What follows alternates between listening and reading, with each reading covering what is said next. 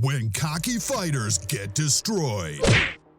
It's never easy trying to prove yourself all the time as a fighter. I would never let a white boy beat me. You have to come up with new and exciting ways to put fear and domination into your opponent's head. Come on, goddammit! You do that successfully, and you've already won. It's a mental pregame, a battle all these fighters entered with everything they had and paid the price dearly.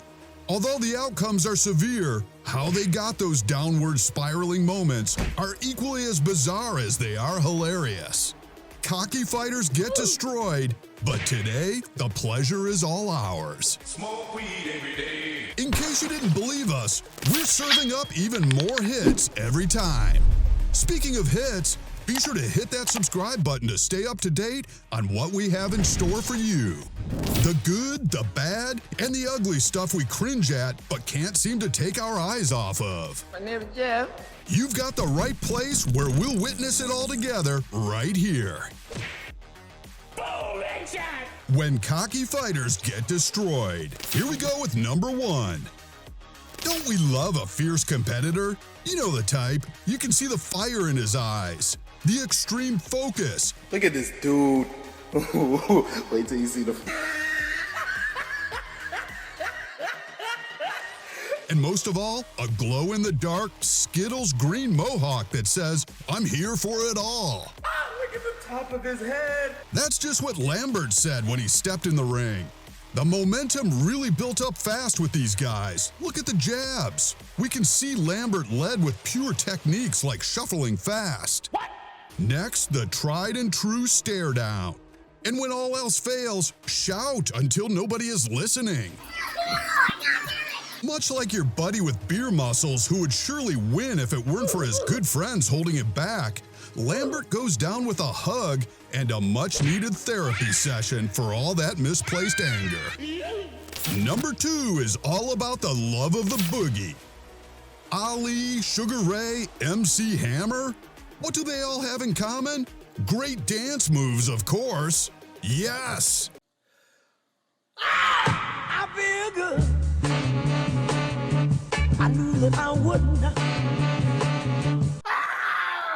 And when you can shuffle your feet to move around your opponent with style, it's inevitable that you'll have a competitive advantage, right? Well, White Shorts Spectacular started off flexing, stretching, and revving himself up because this is the biggest dance of his life. To the left, to the right, and slide down to the floor. You can't touch this. You can't touch this. Wait, I don't think that was part of the choreography. The crowd cheers, but these killer dance moves don't stop. There's the wobble wobble and the twisted rope, and please pick my face up off the floor bobblehead that's all the rage. You can't touch this. Nothing stopping this guy except one solid, no-holds-barred punch to the face. Booker T won, but not without saving the last dance just for him, ending his career with a one-hit wonder and a very bruised ego. Well, there's always backup dancing. Here's to a career that is much less confrontational. Number 3 is Pretty Fire.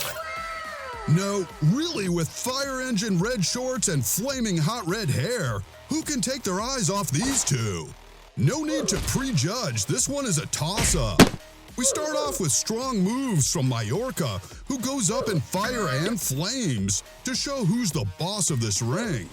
His stance is intimidating, his look is laser focused, and a stomp reminiscent of a Samoan battle cry.